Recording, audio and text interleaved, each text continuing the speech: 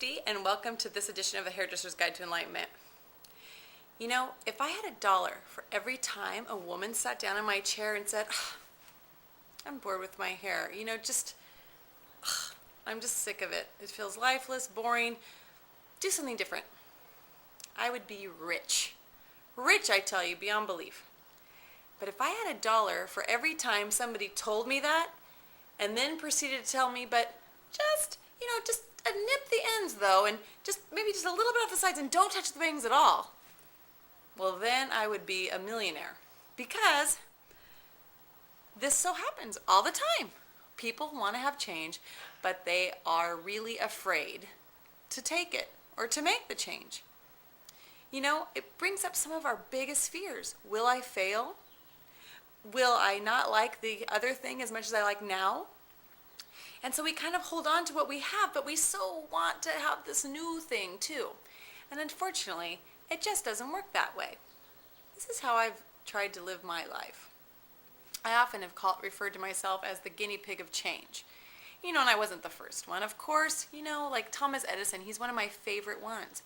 Because everybody thought he was a big Looney Tune. Here he is trying these light bulbs, and everybody's like, what the hell is a light bulb? And actually, you're crazy, Tom. What the heck are you talking about? And so Thomas Edison is doing these light bulbs and trying them over and over again, and people are talking smack about him. They're like, that guy's a crazy lunatic, And thousands of light bulbs he tried until he got one that actually worked. And thank goodness he was willing to forge into that territory, or we would all be sitting around in the dark. So, I'm like, I'm okay if people call me crazy, sitting around following my bliss and doing these different things that might sound crazy or weird, because that's where the new stuff happens. I tried for a long time, to stay in the safety zone, kind of the status quo. And I have to tell you, I never got really, really depressed, but I never had that much fun either. It just wasn't all it was cracked up to be. So I said, you know what? I'm jumping in. I'm experiencing all the way. I was thinking about this phenomenon, and I had taken this trip to the San Diego Zoo, and it illustrated this example perfectly. We're at the giraffe exhibit, and the giraffes were like just in there, and I'm looking around. I don't know if anybody else is paying attention, but I'm looking around. I'm like, what keeps these giraffes in there? Because there was just this little moat thing around it, and there wasn't even water in it, I don't even think.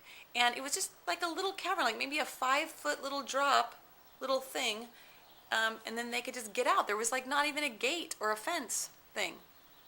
And I'm like, what the heck is keeping them in there? And like clockwork, this is how it works actually. You ask a question, you always get an answer. So like clockwork, I hear this tour guide, she's going by on this bus. I'm not even kidding, okay? And she's like, and so the reason why the giraffes can't get out is because they are top heavy. And they are afraid to go downhill.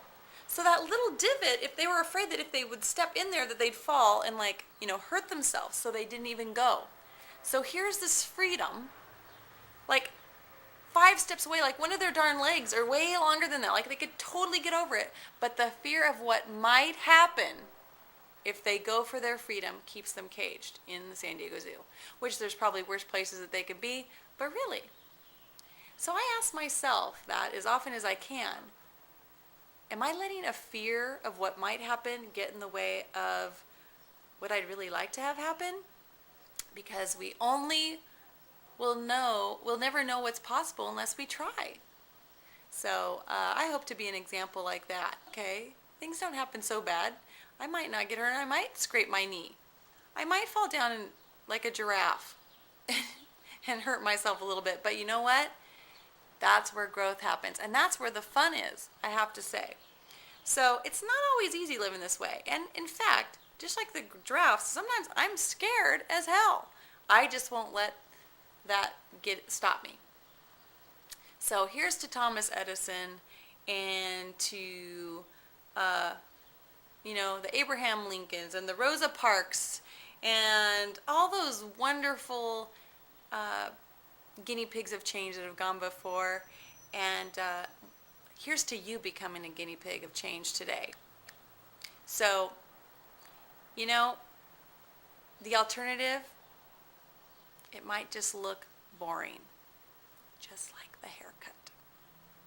Keep that in mind.